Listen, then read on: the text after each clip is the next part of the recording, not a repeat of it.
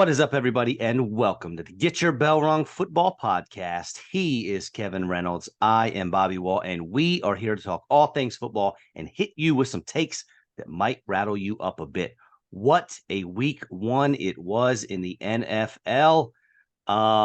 Did not live up to most of our expectations, at least as far as fantasy goes, but there were some pretty crazy things. We will break down all of it and look into week two. But first, Kevin Reynolds, how you doing? Hanging in there, buddy. Loving all the warm weather. Keeps me out on the courts. Things are going well. Today's my day off, so drinking a couple beers and getting things done. Excellent. I'm battling a little cold here, so if I disappear for a second here or there, I had to mute myself and get this nastiness out. The main thing I want to say to all of our fantasy listeners here is please don't forget that it's week one and don't panic. Okay. Week one is such a small sample size of what is to come. And there's such crazy outliers that always happen. If we get too caught up in this, Joe Burrow stinks and Jamar Chase should be dropped. And let's not be crazy. T. Higgins, he's not going to give you goose egg every week. We're okay. And on the opposite end, there are some guys that blew up that, look, this is going to be it. This is going to be, what was that, Ogletree or something from the Cowboys? I always think of him. He had like 3 touchdowns on week 1, 6 years ago or something. And everyone's like, oh my gosh, here he comes. And that was it. So I don't think he scored again all year. Let's not get too crazy. Yeah, your boy, that loud fella, Mans, was talking on Sirius about week one being the hugest mistake maker of in all fantasy because so many people just freak. Yeah. Like my nephew, for example, he goes 1-1 in our league of record, Frogger, because but he has Aaron Rodgers. But he went 1-1, getting 0 from him. Mm-hmm. He's got this actually an amazing team. I think one of the teams have a legit shot of winning it. And he texted me yesterday saying he's considering a fire sale of his whole team already, like just giving up because he lost Rodgers. His backups are not exactly great, but work a deal, find something on the waiver wire, do anything you can. Why would you give up after week one, especially after you won without Rodgers? His team's so good. Just people make so many rash decisions, and it just doesn't make a whole hell of a lot of sense. Just for funsies, I want to turn back the clock here. And let me give you some names, okay?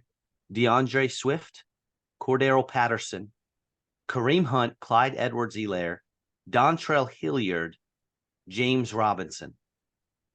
Those were all top 8 scoring running backs week 1 of last season. Okay? Now you had Saquon Barkley, Jonathan Taylor, those names are in this list as well. But let's calm down a bit. All right? We're going to have some no names pop up every single week, but let's not get too crazy. I don't think last year too many people went out and dropped a whole bunch of their fab money on Dontrell Hilliard, or at least I hope they didn't. But who knows? People are crazy. They are. But I don't even think it's so much about going after these no names. It's more about people dumping really solid players on their team just because they didn't do anything in week 1. That's what really kills you. It's maddening. 1 week. And week 1's always so volatile. We never know what to expect.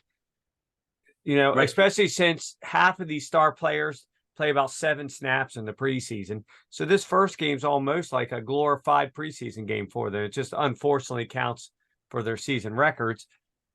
So why do you put so much stock in 1 week? And that's a huge reason why I took the under on the Lions-Chiefs game. Because, like you said, glorified preseason game. The offenses aren't going to be clicking in most cases in week 1. It's honestly, it's a little easier to play defense, I think, personally, from doing it forever, than it is to be offense, because you don't necessarily need to be in sync and in rhythm with the other guys on the field. And I mean that more of like quarterback to wide receiver type of deal. Like you have timing routes. There aren't timing routes on defense. You're covering the guys. But anyway, we had some serious, Tua, a lot of people thought he was going to do well, but he came out and threw for 466 yards. And we'll break down each game individually. Well, But we got to talk about that real quick because we didn't do the show of our bold picks for the year. But you may remember a few weeks ago, I told you one of mine, if we had done that show, was Tua for MVP. And also Tyreek Hill to break the all-time season receiving record. Yes, to get his 2,000 yards. Well, he's on pace for 3,000. So far, so good. Your bold prediction. Woo! Yes. Crazy names of Mac Jones, QB2 for the week, Jordan Love, QB3. Now, look, some of this stuff's going to pan out. You know, Mac Jones got a new offensive coordinator. He played well 2 years ago, his rookie year. Maybe this is something that sticks. But there are certain things that week one teaches us that we can use. For example, and for me personally, I have Austin Eckler in a league or two, and I went out and probably overpaid a little bit to make sure I got Josh Kelly, because one thing I knew up until yesterday is that Josh Kelly's a plotter and not very good, or not yesterday, but on Sunday. I watched him on Sunday, and he passed the eye test for me. He was a top 10 running back on the week. Granted, that's not going to happen all the time, but Eckler's dealing with an injury. And if I got him on my team, week one told me that Kelly is the immediate backup. We know that now. We did not know that going in because the Chargers have never really had anyone, step up and spell to Eckler. We was hoping it was going to be Spiller. It wasn't. They tried Josh Kelly. Something's clicking for him, and he passed the eye test. So those little things like that, maybe who the direct backup is. Kenneth Gainwell came out and stole all the carries basically for Philly. Now, granted, he's out this week with a rib injury, but it seems like he's the guy. Not many people had him being the guy going into this year. Little things we can take away from week one, but a lot of it we can just sort of say, hey, let's wait till week 2 or 3 and see what's really shaking out here. Yeah, even things like that, like say Gainwell. I mean, Sirianni came out today and said there was going to be weeks now where Swift literally is the only back on the field, that he's going to just take care of the whole game. And we're at a point now where Penny, like healthy scratches, and where did this all come from? You and I thought he might leave the team, and I don't understand that at all. I don't know what he's done. I don't know if he ran over Sirianni's dog or something's happened there, but could he have gotten that much worse since last season? That was Josh Kelly. I still don't trust, but in your case, this could turn out to be a great thing that you overpaid a little bit because you may well be playing him this week. Yeah, and man, I know a lot of us are dealing with injuries. I'm dealing with quite a few on several. You always do. I would say you need to send out an alert. I know you have a Brown fantasy scape again because you decided to go back into more leagues again. But I would be, if I was you, I'd be a good human being. Send out a text, send out an email to all these GMs of the people you draft and let them know, hey, I did this. I'm sorry. I apologize. It's very likely this guy, you're going to miss anywhere from 2 to 17 games this season. Just throwing your heads up. Love, Bobby. I mean, it'd just be the right thing to do. It really is insane, isn't it? It's odd. You do have an uncanny ability to get players injured. I know. And I do apologize to all of those guys, to the Mark Andrews, the Deontay Johnsons of the world, the Cooper Kupps. You guys were fine until you joined my team. It's every year, but that's the thing. It's not just this year. It's always. You are a fantasy cancer to the NFL players. It is amazing that I am able to win any fantasy championships ever. It's incredible that it happens. All right. So first game of the week. What a way to start the year. I know there were basically half as many points as we thought there were going to be, at least most folks. But man, what a great game between the Detroit Lions and the Kansas City Chiefs. Jared Goff was fine, did his thing. David Montgomery did his thing on brand, 3.5 yards to carry, found the end zone. Love it. No targets for Montgomery, I don't believe, which was interesting. They brought a lot of heat, the Chiefs did, and they had to keep their running backs in to block a good bit. But Jahmyr Gibbs looked very explosive. Every time he touched the ball, he looked good, except one time he slipped and fell down. And then Amon-Ra St. Brown was fine. Got you your 6 for 71 and a touchdown. And Sam Laporta, rookie, not big numbers, but they went to him a bunch, 5 catches. So you like seeing that. And then for Kansas City, Mahomes was not Mahomes. No, that's Rushing, bull crap. He was. Fantasy numbers well, were. yes, But correct. I don't know what else the guy could do. He's putting Yes. freaking little dimes in his receivers' hands that they want to just play volleyball and bump them up, set them up to the other team. I don't know what Mahomes can really do about that. You're right. 12 guys had targets for the Chiefs. Talk about not knowing, going into week 1, not knowing things. 12 guys got targets. Pacheco, the running back, Isaiah Pacheco, led the team with 4 catches. No one even got to 50 yards receiving. Nope. Poor Sky Moore didn't catch a single ball. Those actually weren't his fault. Mahomes could not find Sky Moore, but gosh, Kadarius Toney. Yeah, what do you have? 2 or 3 drops? I think it was 3 total drops, of which one, of course, led directly to a pick 6. You literally cannot put in the NFL a ball in a better spot for a receiver than what he did on that play. It was unreal. You just can't make it better. You just can't. And he still went straight through his hands, literally like straight through him, right into the Lions' hands, touchdown. Yep. It was embarrassing. I saw an awesome meme of him yesterday. I almost put it on our Facebook site. It was just a picture of an ice cream cone upside down on the pavement. It just said the caption always just said Kadarius Toney's ice cream. Yeah, you got to. It was so simple, so easy. It spoke volumes. It was freaking amazing.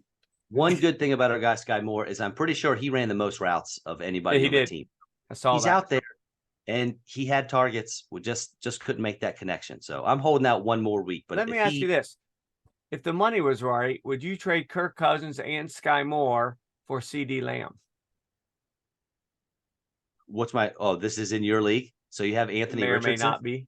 I'm just asking. Yes, if I had Anthony Richardson, I'm not as sold on him as you are. I think you should do it. That's what I'm saying. I'm contemplating offering it to him, but I don't know that he's going to do it. This is Frogger again because he's in dire straits with Desmond Ridder. I would do it. I mean, CeeDee Lamb's easily the best player in that deal. And I have no idea if he'd even go for it at all. I would. I just was wondering if I should even offer it. Yeah. Anything else for that?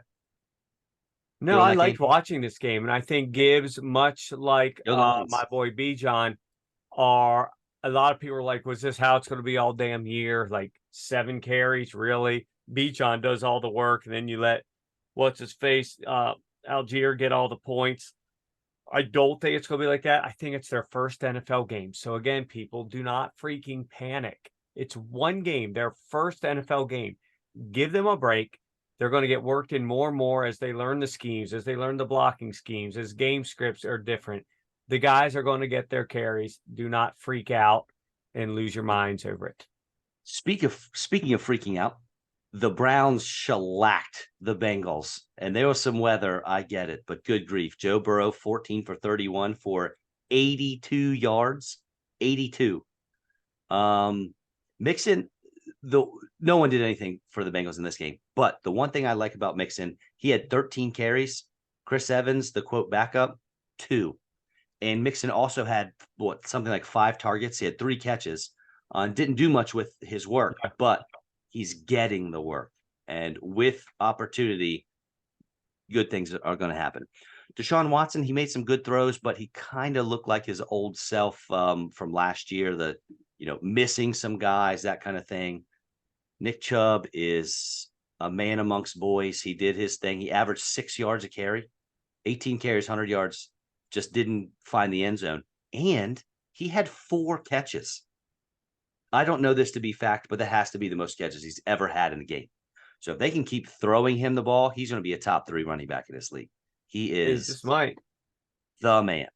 But then receivers, he led the team in catching. Now that I'm looking at it, 4 catches. Elijah Moore had 3. Amari Cooper had 3. Not great. They did give Elijah Moore 2 carries, which makes that interesting, his usage. If they're going to scheme up some things for him that way, which they should, that'll be interesting. But nothing really else to to write home about. I was almost right on the Njoku. Right position, wrong guy. Almost right. Harrison Bryant got that score. Remember, I said Njoku was one of my starts last week. I Yeah, he believe. was 2 for 24, but didn't get the score. If he gets that touchdown, you're happy with that. Yeah, it's a lot of woulda, shoulda, coulda in fantasy, right? Yep. Yep. Yeah, a very surprising game to a lot of people. A lot of people, again, completely freaked out over this game. Guess what? Burrow's first action since the AFC Championship game, basically. Yeah. You know, give the guy a break. The big one, of course, was T. Higgins with 0 catches. That was I wouldn't say that this is an alarming thing, but it was just so ugly that it might not just be magical this week, but since they play the Ravens and Burrow literally owns them, what a perfect game for the Bengals to have this huge comeback. It sucks for me, but and the Ravens, but is there a more perfect game for them to get their act together? He does normally do well against Baltimore. That he does. And speaking of them, you have to be somewhat happy with your 25-9 win over the Texans. As far as the Texans go, not a lot to say here. We only put up 9 points in an NFL game. It's not great. But for CJ Stroud, and a lot of people are hating on him, I watched a decent amount of this game. I didn't think he looked terrible. 28 for 44. He's above 50% passing completion percentage, which, that bar is pretty low. But rookie year coming in against a pretty good Ravens defense. I know you're not too high on them, but they can get after the quarterback. He was pressured all day long. But another positive, Nico Collins, 6 for 80. We were wondering, this was another question I think is probably answered week 1. Who is the number 1 receiver there? We kind of thought it was him. Now we saw it. So it sort of just tells us, hey, you know what? We weren't sure. Now we might be. Robert Woods, though, 6 for 57, man. I didn't see old man Woods doing that kind of deal. But then for you guys, Lamar Jackson, a couple throws looked really nice, but overall, I don't think he played a great game. Threw a pick, even rushing, only 38 yards on the ground. So he let you down big time. But I tell you who didn't. Mr. Zay Flowers, my friend. We loved him. Loved him from Boston College. 9 for 78, plus he had 2 carries. If this is what the offense looks like, I'm in. Because I don't know if he'll get as many targets once Andrews is back. But man, who cares? 9 out of 10 for 78. Yeah. The whole offense looked weird in this game. Yes. It looked like they were it's a thing like in tennis, when you've got to break these old habits before the new habits can really take hold. That's what this was. They look like it's so ingrained in them, that old offense, that they are struggling to get away from it to really embrace this new offense. But I think it is going to come. It's just going to take a few weeks. But Lamar, I tell you what, the quarterbacks who got paid, Burrow, not a good game. Hurts, not a good game. Lamar Jackson, not a good game. Herbert played okay, but I hope the money's not getting there. Lamar didn't look confident. No, but he was 17 for 22, so it's not like he was completely awful. He didn't get the touchdowns because they ran them in with the act. I love that they're actually running in with the running backs instead of making him the goal line back. So I can't get upset with that. And this is the thing: people that drafted him should know this. This offense is different, and I don't think he's the primary running back anymore. So Lamar, he's not. Since we brought that up, let's talk about it. Who is? Because J.K. Dobbins tore his Achilles. So he's out Gus now. Justice will still get his, but Gus will be, I think, the primary guy that's going to get the ball. But Justice Hill, man, he's the guy. If you can go get him, if he's in my league, he's long since when he was drafted. But if he's out there, man, you do what you can to get him, because he's going to get opportunities all year long. And if Gus goes down, damn, you got yourself a number 1 back. I grabbed Gus in a couple leagues that he was not on a team. But man, the Ravens team, I don't know, because they're going to bring up Melvin Gordon, or they said they don't feel like signing somebody else. His best days are way behind him. I wouldn't be worried about him at all. That's what we said about Latavius Murray last year. That's what we said about Devonta Freeman 2-3 years ago. Yeah, but neither one of them did exactly lit up the league. I'm not. But they got in the way. I don't want them getting in the way of Gus Edwards. He's the guy. Let him be the guy. That's what I need. Yeah, I think he will be the guy, but I think Justice Hill will get his just like Gus gets his when J.K. Dobbins is starting. I think now Justice Hill will be worked in the same way. I think Melvin Gordon's going to be a guy who will get about 4 carries a game. Okay, I can go for that. In a game that some people probably didn't see coming, I was not surprised that the Buccaneers beat the Vikings. If you remember, one of my bold predictions was that the Vikings would finish last in their division. They're on pace. Baker Mayfield didn't look great, but he did find the end zone twice, right? Yeah, 2 he did. touchdown passes. The Rashad White, good grief. I mean, 2.3 yards a carry. They could not get anything going on the ground. Neither team. And yeah, Mike Evans, 6 catches, 66 yards and a touchdown. And Chris Godwin did okay. If you're in a full point PPR, got you double digits, 5 for 51.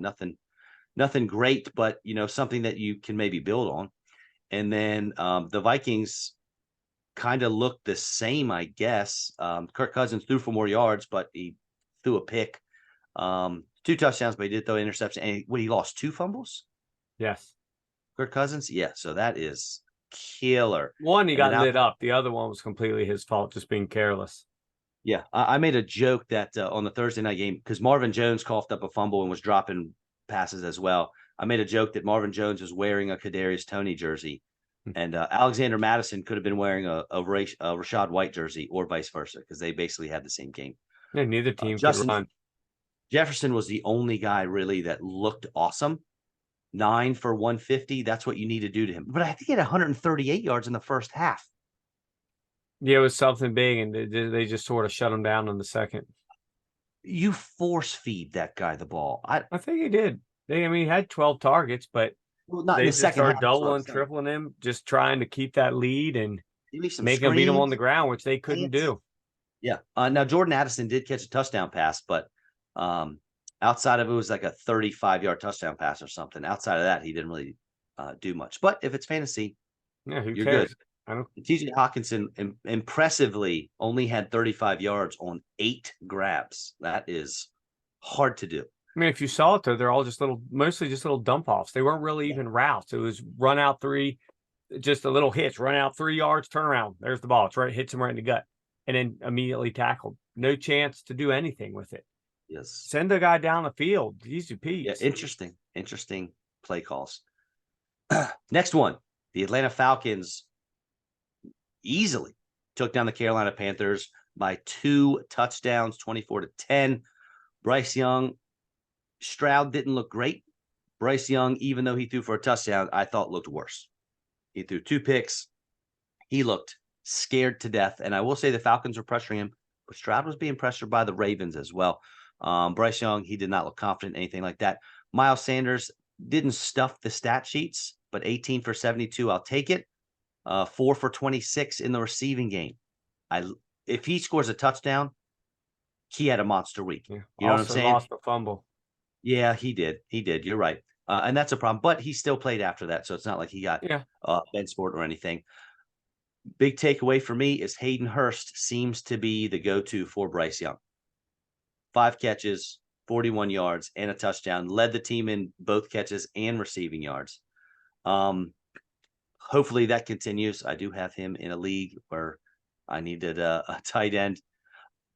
One thing I read somewhere, Bryce Young's yards per attempt, and I don't know if you remember me saying this back in the draft process, but I could not find it for college stats. But I really wanted to know what his yards per target were. Yards per target. I knew.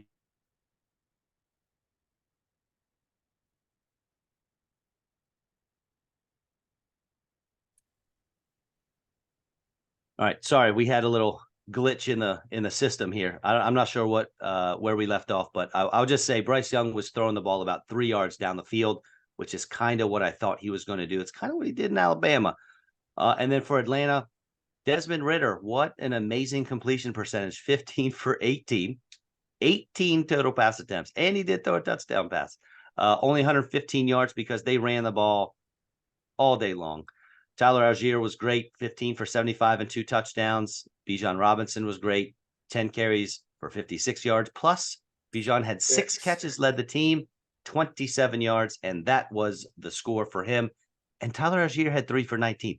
Tyler Algier is not going to do this every week, but you can throw him in your flex. I know a guy listening to the show, John McGrogan, was pretty big on Tyler Algier and having him be your flex. He felt that could be the case, and this proves it, I think. At least now this they're week. not going to. Right.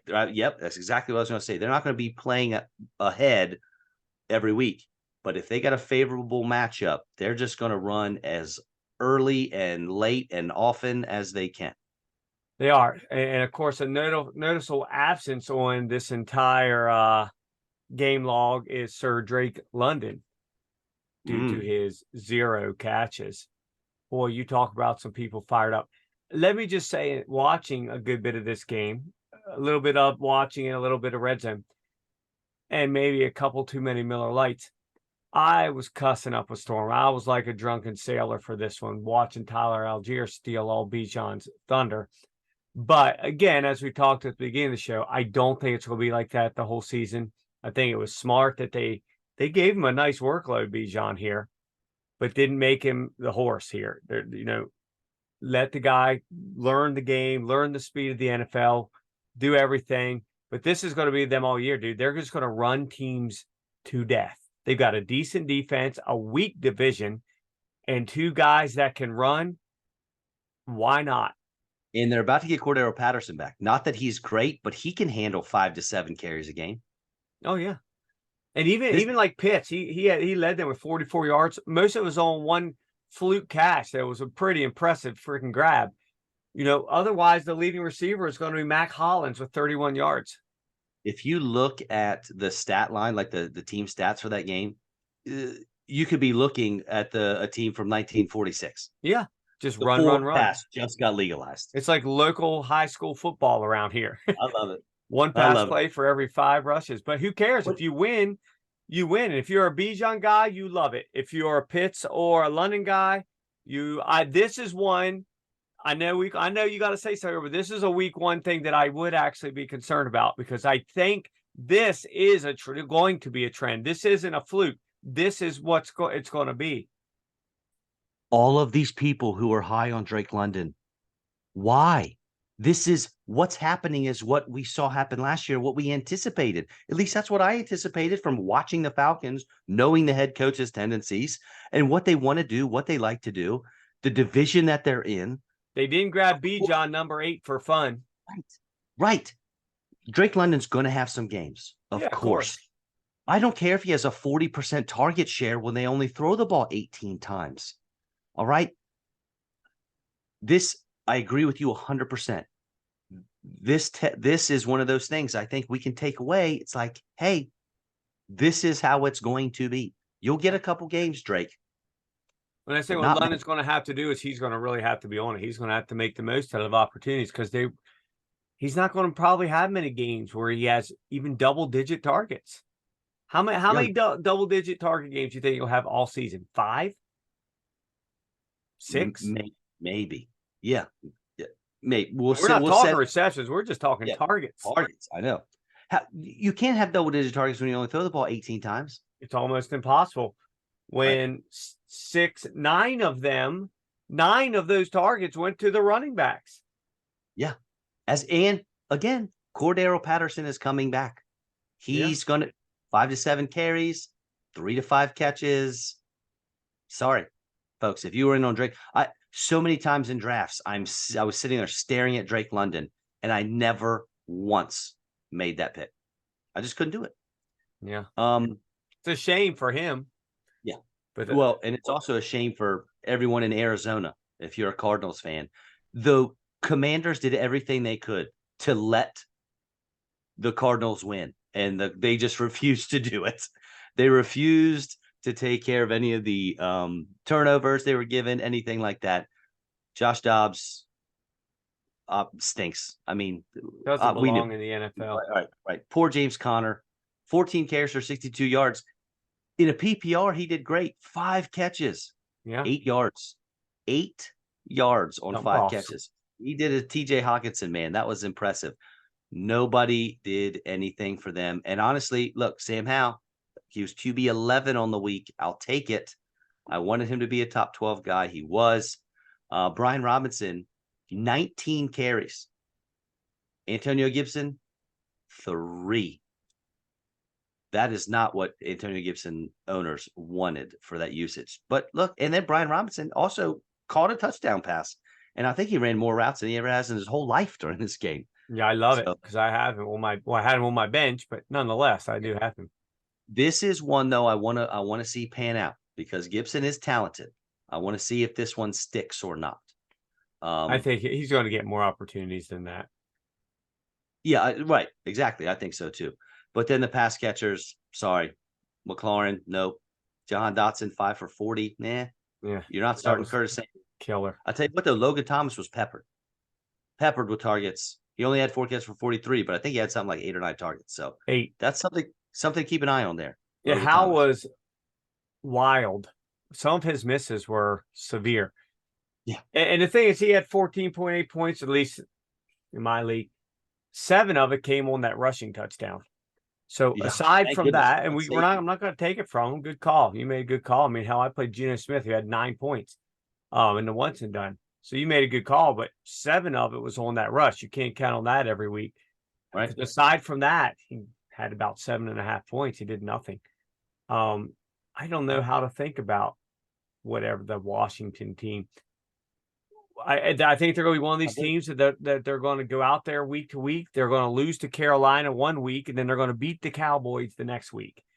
They're going to be just like last year, just this team that makes no sense. They're going to end up 7-10, 8-9, miss the playoffs, and then Rivera's going to get canned because this new ownership's going to want to bring in their own guy, and then from there, who knows what's going to happen with them. Yeah, I'm everything you just said, I am in agreement with. Next one, a game that I'm sure you had a lot of interest in since you are an Anthony Richardson fan. The Jaguars take down the Colts. They won by 10 on the road. And there's quite a few takeaways from this one. Trevor Lawrence played well-ish. Yeah, he was fine. Not great, but good. 21 yards, 2 touchdowns a pick. But he had 7 carries, only 21 yards. But that's something, man, because he can use his legs. That's going to help him out. He can. ETN kind of did what we thought he would, 77 yards, got the touchdown, couple catches. Good 5 catches. Yeah. I did not know Tank Bigsby's real name was Cartavius. That was a takeaway for me. I learned that about 3 seconds ago when you said it. Cartavius Bigsby. Cartavius or Artavius? Car, C-A-R, okay. Cartavius. Obviously the clear backup. Did find the end zone. He did. Zay Jones might be the number 2 guy here. Poor Christian Kirk. 1 catch, 9 yards. Yeah. He may be an afterthought. 3 targets. He may be an afterthought now that Sir King Calvin Ridley is in town, buddy. He was my wide receiver 13, and I texted you during that game. And I was like, we were not high enough. He should have been wide receiver 4. I got excited because I was at work, and I'm like, oh, shit, my apologies.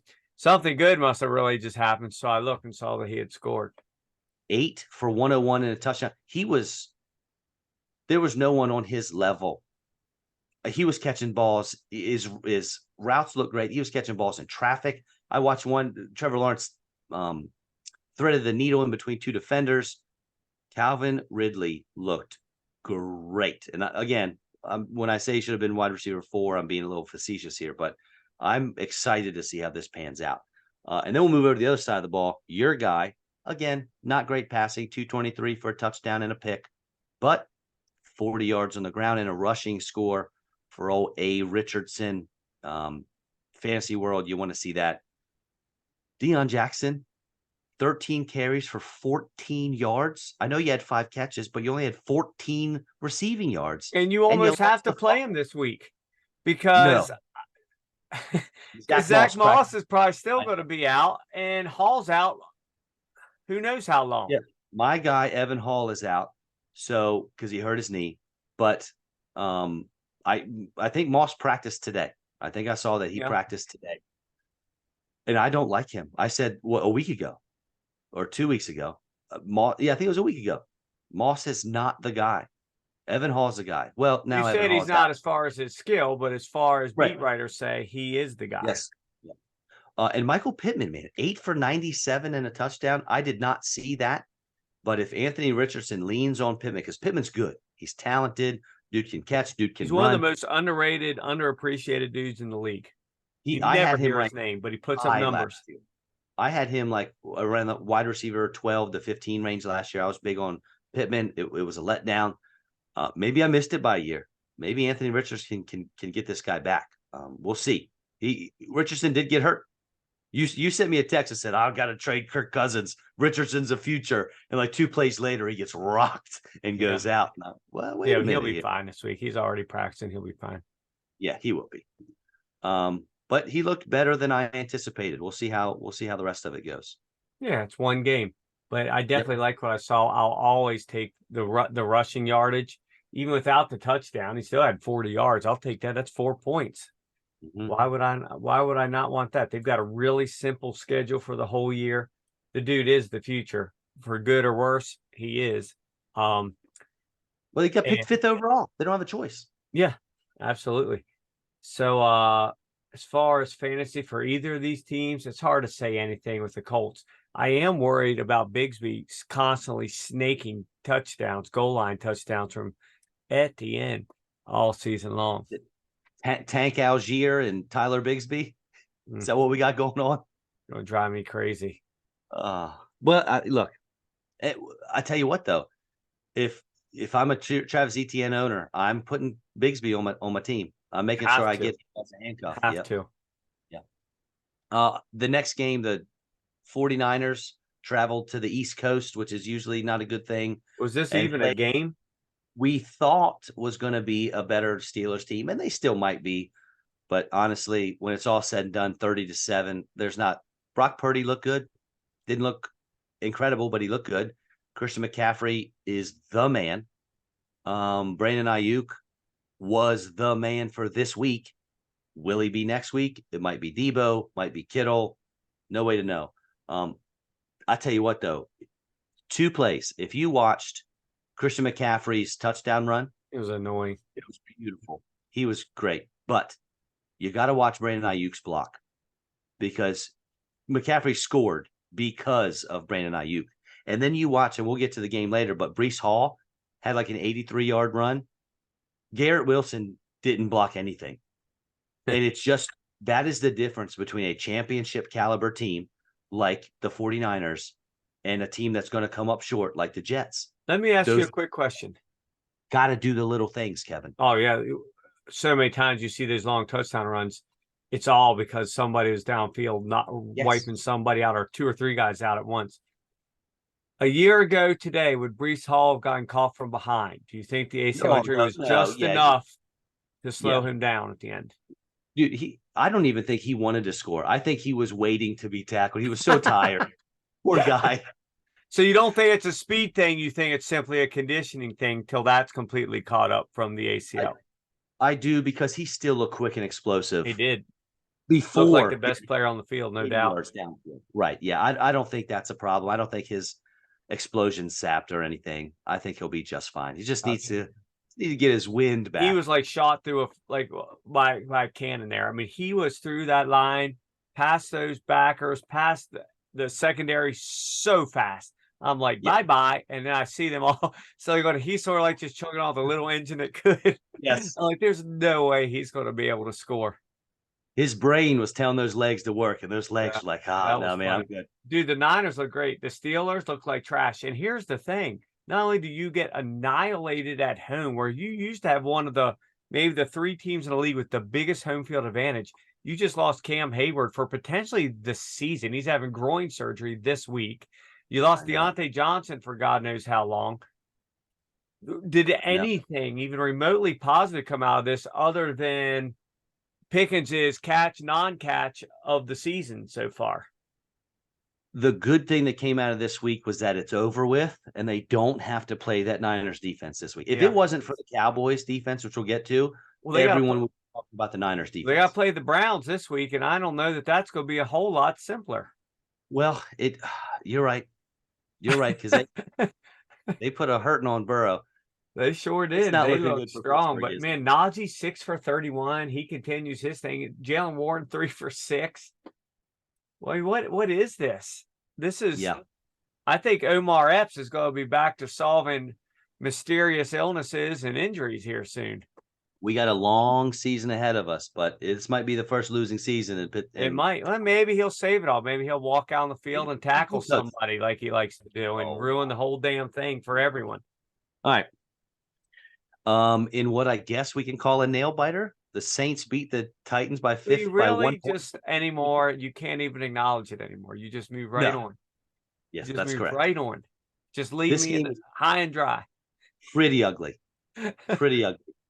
Ryan Tannehill, not even 200 yards passing, 3 interceptions, less than a 50% percentage. I know. I don't know why Derrick Henry only had 15 carries. He needed to have the ball. He needed to have 30 carries. And I know we don't want to do that. That's why we brought in Tajay Spears. And Spears actually played a lot. He only had something like 4 touches. But he was on the field. They even lined him up at wide receiver a couple They did. times. Yeah, They so that did. was good. And DeAndre Hopkins, first game, 7 for 65. He continues to be able to produce, albeit not like his old self, No. but with no matter who is throwing him the ball. Traylon Burks, man, I love you so much, but you're just not getting it done. Derek Carr, Did we 300 miss on yards him passing. or I is don't the think jury no. still out? He's played a season and a game.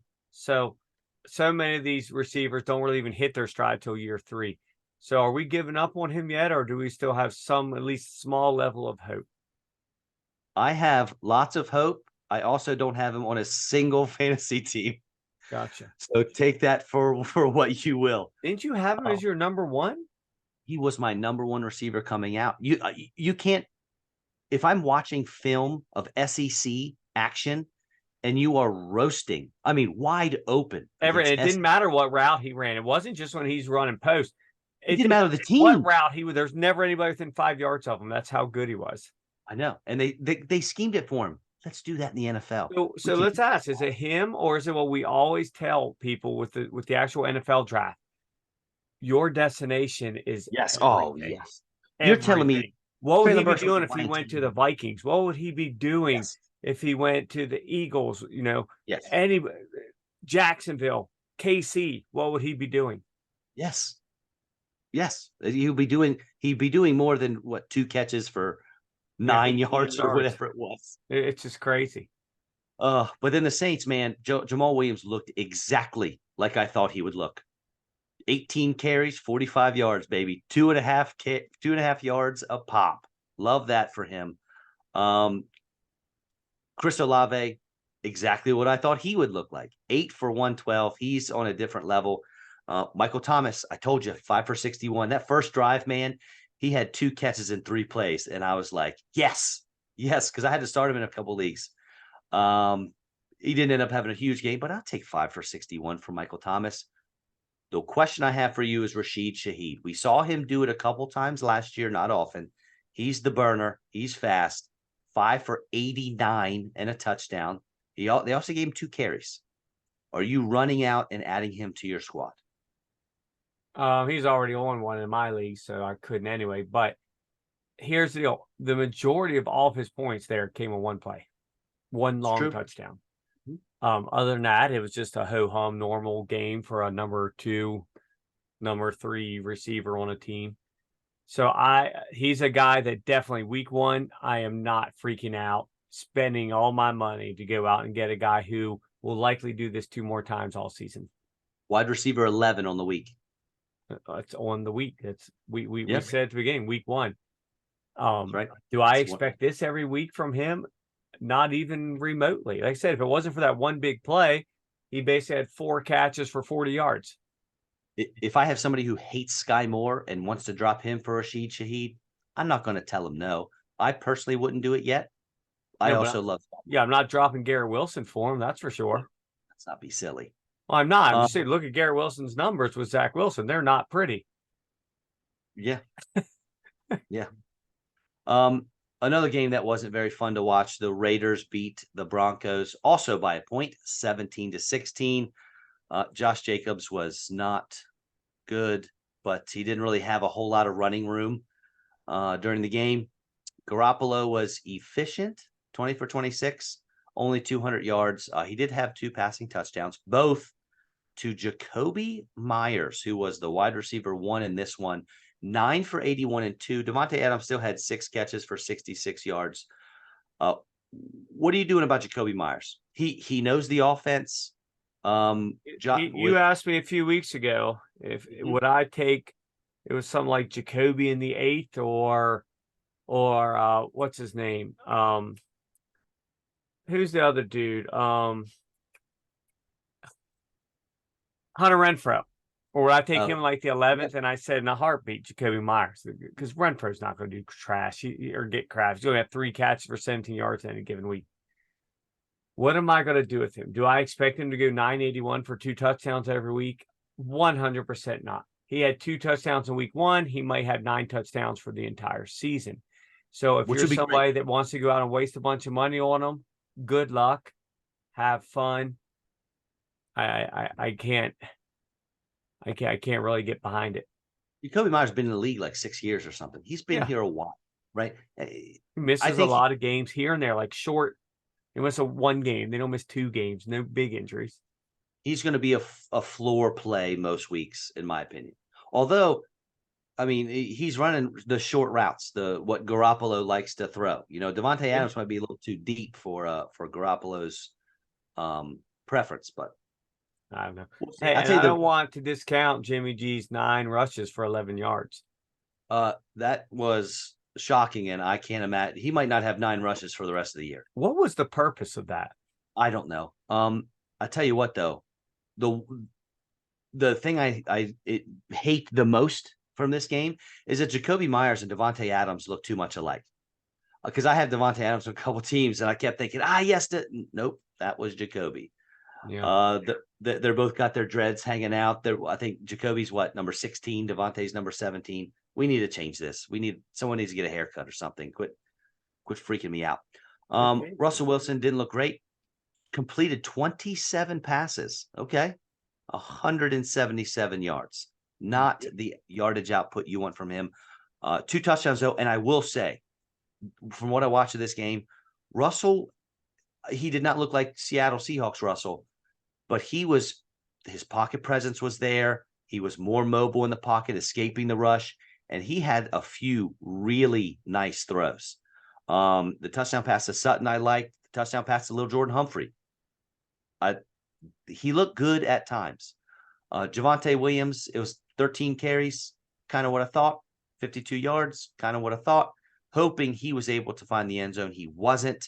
And I do think he had 4 catches, but only 5 yards. I think he'll have more receiving output. I think they were testing him still. He's going to get more work. He'll get more. And I think he needs to learn to trust the leg, and they'll start working more so he can get more of a rhythm now. I think they were smart to just chill out a little bit, back off. So let me ask you, Samaje Perine, 8 carries, 41 yards, also 4 catches, 37 yards. Can you start him as a flex? Right now you can. Early in the season, I think you can. I think once Williams gets his legs under him and learns to trust that knee, I would then say you're in dire straits if he's your flex. I think you can too. Yeah, I think you can now. You get about 3 or 4 more weeks of it, and I think Williams will really take over that backfield, and Ryan will be in occasionally to spell him, or if he has a little injury. Yep. Eagles, Patriots. Whew. Your boys deserve to lose this game. I'll be honest with you. They did everything in their power to lose. 25-20, and it did not feel. I mean, it felt like a loss. Honestly, it really did. Hurts wasn't great. Kenneth Gainwell, we already mentioned, he was leading the charge here. Even Hurts on the ground wasn't great. 9 carries, 37 yards. AJ Brown was fine. Devonta Smith was fine. He found the end zone, but that was it, man. Dallas Goedert, a big goose egg. That's not going to happen. I mean, he ran a route on like 97% of the passing place. He's going to get his looks. I don't know what didn't happen this week. Mac Jones was QB2 on the week against the Eagles. He started the game with a pick 6. It was awesome. Eagles went up 16-0 in about a minute and a half, and you thought this was going to be an absolute blowout. But the Patriots, they made their adjustments. Mac Jones is going to be interesting. We'll see. I mentioned him earlier. We'll see how this season goes for him. Only his third 300-yard game of his career. It's a Yeah, very young Stevenson. career, but only his third 300-yard game. And as you know, I have the Eagles defense, and I thought at just this amazing price. But I'll be honest, I'm worried. I am, because I couldn't believe they were just getting picked apart, and they looked at times when I see any defenders on the field looking at each other like this, their hands up. I'm not just on touchdown, just like on a normal, like little 6-yard gain. I'm just like, what are we doing here, fellas? That's what worries. It doesn't worry. It's week one. Okay. It's week one. But when I see defensive players look at each other with their hands up, it makes me wonder, like, what are we resting on our laurels? Are we expecting that defensive front to do everything? It concerns me because they have a team like the Vikings coming up, and are they going to give up 37 points Thursday night? Talk to me about your thoughts on the Eagles D right now, because I am not panicked, but I will be lying if I said I wasn't a little concerned. I just don't think they were ready. I think I don't want to say resting on your laurels, but I don't think they took the Patriots seriously. Not after the terrible offensive, showing they had last season. I think they were going to. I think that they thought they were going to roll in there, get 5 or 6 sacks, get in the face of Mac Jones, and win 35-13. That obviously was not the case. I think they realize what's happening. I think they know what's coming, and Justin Jefferson, Kirk Cousins, they're going to air it out probably, at least on the level of the Patriots. So I think they're okay. They're going to make their adjustments. I am not throwing up red flags yet. I'm not thinking that yellow flag. Yeah, I was definitely just a little concerned. I wrote to you how annoyed I was. I texted you during the game. And really, the Patriots had 2 opportunities at the end of the game to push the ball down the field and maybe get a score, and they blew it. They sort of shot themselves in the foot. But apart from that, I think the Eagles really just sort of took their foot off the gas. They got a pretty nice lead, and then they just sort of backed off. That's why the fantasy numbers were pretty low. Zeke on the other side of the ball with, what do you have, like 11 touches? 12 touches? 12. That was more than I anticipated. 43 total yards. Ramondre, not good on the ground, 12 carries, 25 yards. But he did exactly what I thought he would do, and how I told you he had, 89 or 87 targets last year.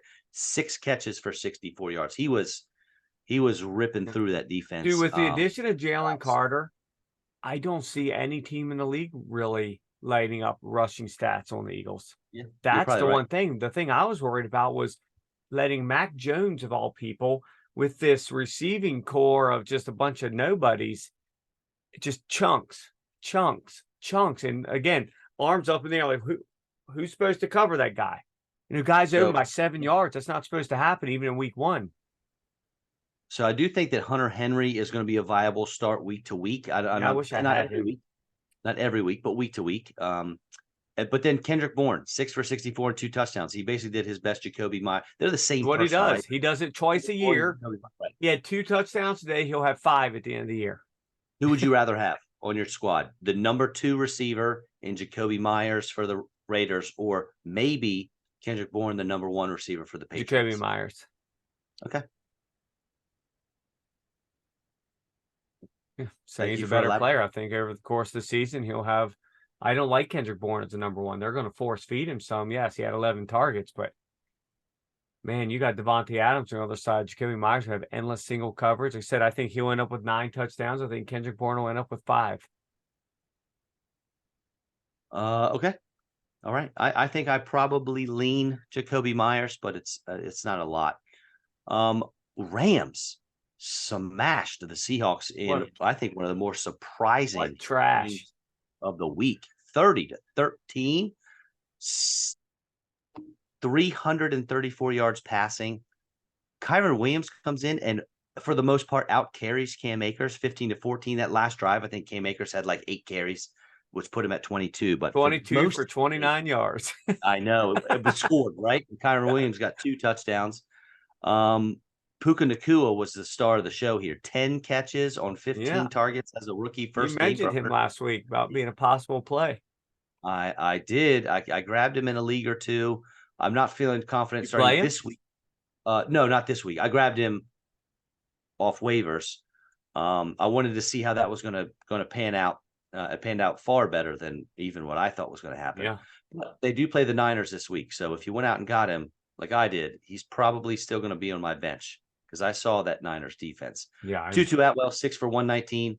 A receiver his size has literally never done it in the NFL. Pump the brakes on that. Okay. Tavon Austin was the number 8 overall pick. Okay. Tavon Austin was who Tutu Atwell wants to be, and Tavon ended up being nothing. So let's not do that. And then the Seahawks, man, did Geno Smith let us down? 112 total yards. He looked good. First half, he went, what do you have, like 11 yards passing in the he second looked half? great early. I know. Kenneth Walker looked good, I thought. Explosive carrying the ball. Unfortunately, only had 12 carries. And then DK, luckily for him, 3 for 47, but he did get the score. So he didn't let you Lockett had down. 2 catches on the first series, didn't have another on the rest of the game. Only had 4 targets. What do you do when Geno only throws for 112 yards? I don't even know what the answer is here because the Rams defense isn't stout. They Geno barely had 40 offensive plays. It was unreal. awful. Kill me because I had Geno Smith and Lockett in the 1-9. And once again, I dug myself this massive freaking hole. Let me ask you this, though. Is there any one team in the league, and I guess the Jets are going to show us here real quick. Is there any one league in the team or one team in the league, damn Miller Lights, that is more reliant on their quarterback to even have a chance of winning than the Rams? No, it has to be Stafford. If Stafford doesn't throw for 300 whatever yards, there's no team in the league. If he's in there, you always have that puncher's chance, always, to beat anybody. Might not, and I still expect him to have a losing record. But if he's not in there, this score is flipped and maybe even worse than what it was anyway. Yeah. And like I said, they're not even a good team, but if he's not there, they are done. Agreed. Done. Moving on to the funnest game of the year to watch. Funnest the word? Funnest. I think it seems like moving on to the most fun game to watch for the week. I said the year. Now, is that proper? That's what I'm saying. We're going to have to research that for next week. Moving on to a game that was more fun to watch than the others. I'll buy that. I like that. The Miami Dolphins took down the Chargers 36-34 on the back of your QB1 Tua Tagovailoa, 466 yards passing and 3 scores. Because your guy Tyreek Hill, 11 for 215 and 2 touchdowns. The second best receiver was Jalen Waddle. I've been scoffed at, sir. No one scoffed at. By no, not necessarily you, but others, friends of mine, other people I talk to, that Tyreek will be the number 1 receiver this year. I get nothing but scoffing, and I'm tired of it. Look at it. Look at it. Well, I'll tell you what, one weekend he looked pretty good. I need Jalen Waddle to have more than 4 catches for 78 yards. We got to do something here. We were right on Mostert, question mark. 10 carries. He scored. He scored. Good job. But only 10 carries for 37 yards. I expected more from him than that. And then the Chargers, Herbert was okay. 229 passing touchdown. You wanted, obviously, more from him on that. But what saved the day was his 5 carries, one of which went into the end zone. Austin Eckler is so good. 16 carries for him, 16 carries for Josh Kelly, 117 yards for Eckler, 91 for Josh Kelly. Both of them found pay dirt. And then Keenan Allen was really the only receiver worth having, 6 for 76, because Eckler took his share. And Donald Parham, of course. He looked good. Your boy Mike Williams left the game for a good period, but then came back. And made a big, crucial catch. He did. That was odd. Most of his yards was on one play, yeah. So anybody listening, keep an eye on Eckler, because they already brought up one of the practice squad running backs, and he didn't practice today. So this could be a big Josh Kelly week. I played Josh Kelly, I think, last year, that one week, and the once and done, the week he got like 30 points. Well, I think it was the playoffs too when Eckler was out. I hope you did what I did and got him when your Eckler leagues. Yeah, that was not a case. He's got a long-term contract in my league. So one quarterback that did the opposite of Russell Wilson, only 15 completions, but 245 yards with those completions. And the only quarterback in week 1 to have 3 touchdowns and no interceptions, and that was Jordan Love. Yeah. How about it? And it's very under the Uh, radar too, because like you're not hearing it's anything about it. It's like nobody I didn't he cares. I didn't hardly hear about it during the game. I know, it's so During the weird. game, after the Big game, game, 24 points. I know. Meanwhile, everybody just keeps building up Justin Fields with his mammoth 11 points. Not now. Aaron Jones, gosh, what a monster. 41 yards on the ground and a touchdown, plus a bunch of yards, 86 through the air, and another score. He is hurt, did not practice today. Might be an A.J. Dillon week. We will see, which is not exciting with his 1.5 yards a carry. Gosh, why? Why do you do this to me, A.J. Dillon? Why? Luke Musgrave, 3 for 50 in his NFL debut, came very close to a much bigger game. And then Romeo Doubs, only 2 catches, but guess what? When you have 2 of those catches be in the end zone, you are good to go. And then you already mentioned Justin Fields was not great. 9 carries, 59 yards on the ground, but only 216, 1-1 through the air. Roschon Johnson, though, I know a lot of his work came in garbage time, but he was the recipient of that touchdown. 5 catches for him. Oh, I'm sorry, 5 carries for hold on, let me back up. Roschon scored a rushing touchdown. Yes. 5 carries for 20 yards. Darnell Mooney had the receiving touchdown. That was a hell of a throw. I'll give him that. That was a hell of a throw. I don't know if you saw that throw, but it was nice. Yeah. But Roschon Johnson also led the team with 6 catches. So definitely more work than I thought we'd see from Roschon week 1. So hey, that's you might want to stash him on your bench and see what happens. See how so did Alexander, did he blanket more the entire game or not? That I don't know. I don't either, because how do you make that trade? You bring in this guy who's a potential top 15 dude and you give him 2 freaking targets? Seriously? And you wonder why you lost? You're not even, and they, I don't know if you read today article online about how they were saying how coach was saying how Fields was very passive, not aggressive at all, missed some throws that he didn't even go after, and he needs to be more aggressive in the future. But man, why would you not use your best weapon? You got me, bro. In the game, you were behind the whole time, so why weren't you chucking it up to him? Well, maybe your quarterback can't really throw. Dude, did you not make a big mistake? Yeah, listen, I tried to tell him. Trevor Lawrence was the guy. I tried to tell him. He didn't listen. But real quick, for again those listening, there's a chance, keep an eye on Aaron Jones because he might not be playing this week. Right. Yeah, like I said, might be an A.J. Dillon week. Who knows? Dude, this is how stacked my team is though now, and I feel hard about this in my league of record, but I'm at the point that if I have to make a pickup, you know who I'm dropping? A.J. Dillon. Yeah, he's the weakest guy on my team, and I never in a million years would have thought I'd say that, but he's become just a total afterthought. 13 for 19. Your quads are like this big around, and you're going 13 for 19. It's embarrassing. Well, not as embarrassing as if you're the New York Giants, because they got beat 40-0. I read a thing. It was like no team has ever lost 40-0.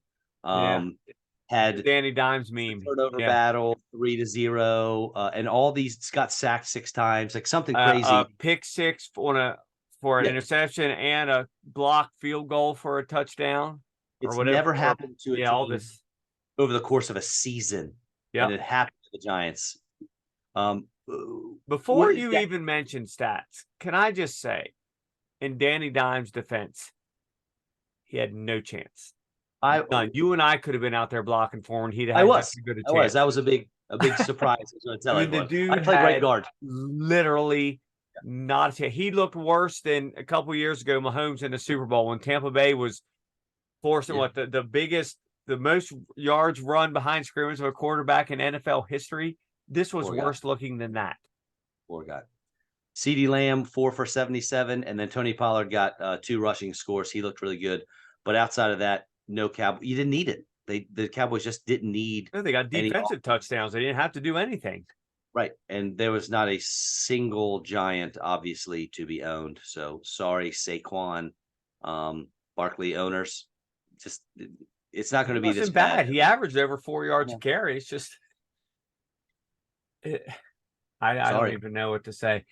Week 1, but wow, if that's anything, any predictor of the future, this is going to be a long season. Yeah, sure is. Last game of the week, Josh Allen and the Bills lost to the Aaron Rodgers-less Jets. Rodgers tore his Achilles on play 4. Allen looked, I saw someone post on Twitter, Josh Allen is just, and I'm going to do it, is just Carson Wentz who runs more. And if you watch this game, he certainly looked like a Carson Wentz throwing the football. 1 touchdown with 3 picks. James Cook, his stats aren't fantastic, but I thought he looked better than the 6 for 36 or the 12 for 46 he had. He did have 4 catches, but Stephon Diggs was the man, 10 for 102 and a touchdown. No other Bills worth having. Let me ask you this real quick. Yeah. I saw or listened serious. Josh Allen, it's something like in his last 19 games, has had like 39 turnovers. Yes, we're talking Jameis Winston, like, and then you mentioned something else. I mean, what's next? Is he going to lose his home? Is he going to lose his titles? Okay. Is he going to get a long range show on Netflix? We're at an hour, maybe a little more. Let's just finish this up. Don't go. I mean, I'm just saying, is his family going to disown him?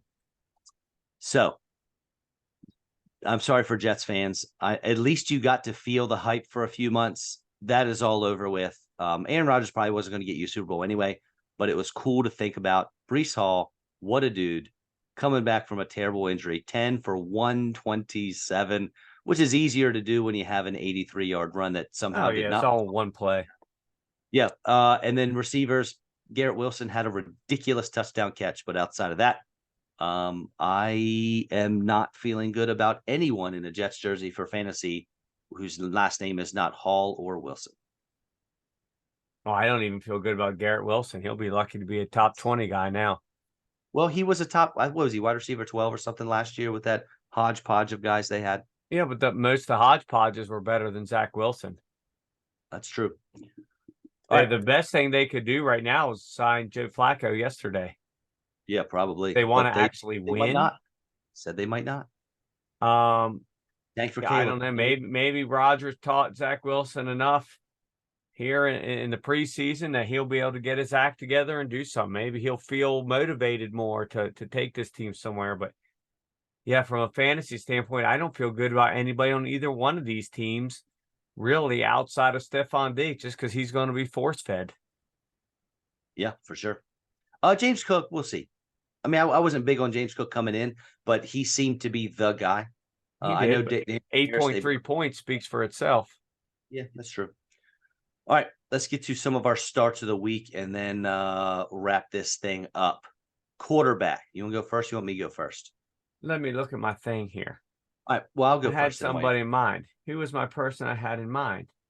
I'm going to go with Mac Jones. Going up against the Dolphins, they just, gave up 21 points-ish to Justin Herbert. Mac Jones looked pretty good. It's a home game. I'm interested to see how this goes. Now, obviously, we're rolling the dice here. Mac Jones could end up with 150 yards and 1 touchdown with 1 pick, okay? But ride the wave from last week, new offensive coordinators. Let's see what you got, Mac Jones. And again, I'm not telling you start Patrick Mahomes, okay? That's not what I'm here for. If you're streaming QBs, let's see what Mac Jones can do. Yeah, because we could all say to play Jalen Hurts every week. Who wouldn't? No, mine was Jared Goff at home against Seattle, a team that's reeling, has to travel, and I think this game could get completely out of control. I saw a lot of people preseason that picked Seattle to squeak into the playoffs. Mm-hmm. I don't even think they'll have a winning record. I think Geno Smith's coming back to earth real quick, and they'll be lucky to be 8-9. We'll see, man. You might be right. You might be absolutely correct. Running backs. Joe Mixon. That's who you got? Joe Mixon? Yeah, the Bengals eat up the freaking Ravens in all aspects. He might end up with 200 yards and 4 touchdowns. So you're starting any and all Bengals. Irv Smith Jr., get him out Absolutely. there. And I'm not a big Bengals guy. I have my rules about the Bengals, but they as much as I hate it, they kill the Ravens. And I don't take my personal love for the Ravens into account. It has nothing to do with fantasy. I don't want it to happen, but I think Mixon could just be huge this week. All right. Well, I'm going to try to see if Rashad White can have a bounce back week. Obviously, he did his Alexander Madison impression and vice versa, but they're going up against Chicago. Chicago did not do well against Aaron Jones, and well, they did well against AJ Dillon. But Rashad White can catch passes out of the backfield. That's how Aaron Jones really hurt the Chicago Bears defense. So let's see what Rashad White can do. There you go. Receiver. You know who I'm going with? This Let's is hear a it. guy who I think if they don't do this week, if the Niners don't do this week with this guy, he's going to become a squeaky wheel. And I think they're going to get the squeaky wheel before it becomes squeaky, I love Mr. it. Debo, because I think he's starting to feel a little left out of this offense between the end of last season and then that game this week. And he is a loudmouth. And I really think they're going to want to nip that in the bud. I wouldn't be surprised if the guy has 15 touches in the game. Really? Yeah, I really think they're going to. I think things are going so well that the last thing they want is a distraction. Why not nip the distraction in the bud before it even becomes one? It's a lot of touches. It is, but rushes and catches, 15. That doesn't mean he'll catch them all. I'm just saying between targets and rushes, 15. Give me old man DeAndre Hopkins. Now, he doesn't have this. He doesn't have the speed that Tyreek Hill and Jalen Waddle have, but he is facing the Chargers at home. So the Chargers are going to be making a flight across the country. He already did. He's got a rapport at least a little bit with Tannehill. With what do you have, 6 catches for 76 yards or something like that this week. So I would look to see him find the end zone this week. I know touchdowns are fluky, and I wouldn't bet on it, but if you told me DeAndre Hopkins was going to score this week, I would definitely be on that train. Yeah. So my tight end, I decided to go with somebody that you went with last week. Yeah. Mr. Njoku. Okay. Pittsburgh is reeling. They're awful. And I could see him pulling in a little TD. On Monday night game, they're going to be all hyped up. I really could see him pulling a TD. I don't expect big numbers, but maybe one of those 3 for 35 and a touchdown games. Look at us with back-to-back touchdown sort of guarantees. I'm going to go with the guy we talked about already, and I'm going to stack him with Mac Jones and get Hunter Henry out there. I want to see what he's got, see if he can do it again. The Mike Gesicki doesn't worry me or bother me at all. And New England's and Mac Jones, maybe with this new offensive scheme they have, they're really focusing on tight ends. I mean, Hunter Henry had 5 for 56? Okay, we're looking for him. Let's do it. Let's keep that up. Okay, so defense, I want to do something awful and pick a defense that anybody would love to play, but not just because they would love to play. But this week could throw up one of those like 40-point weeks. I got to go with the Cowboys against Zach Wilson. Oh, this could be not any week you want to play Dallas. You don't care who they're playing. If they're your defense, you're playing them. But this is one of those weeks that this could be a freaking nightmare, worse than the Giants. Potentially. Like a total freaking nightmare. Oh yeah, for sure. I would definitely pick that as well, but I'll go a little different. I told you in the preseason, the Saints, man, they have a great first 6-7 weeks. They just had a nice showing. Got 3 interceptions from Ryan Tannehill, and guess where they're headed now? Carolina, with a rookie quarterback who played scared against Atlanta. So New Orleans Saints is my defensive pick for the week. Speaking of defensive players, who was it this week that had to get 3, got like a $250,000 bonus because he had to have 3 picks for the season, but he ended up getting 3 picks in the one game? It's one Was it Whitehead? Yeah, it was Whitehead. Got him in week 1. He got a $250,000 bonus. Second best receiver for the Bills behind Stephon Diggs. Real quick before we head out, Monday night, 2 games. Yes. Monday. Saints and Panthers at 7:15, and then the Browns Steelers, as you mentioned, 8:15.